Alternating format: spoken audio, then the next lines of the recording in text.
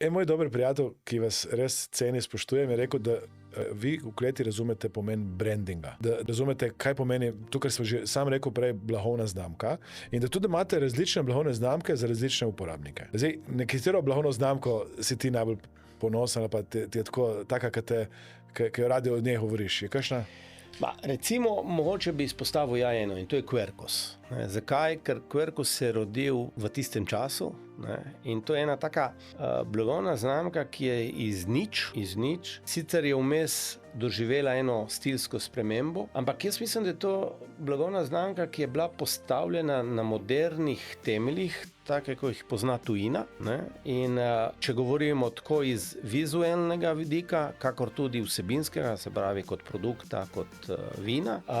In moram reči, da je iz nula zrasla v blagovno znamko, ki je v tem trenutku na slovenskem trgu najbolj prodajano vino.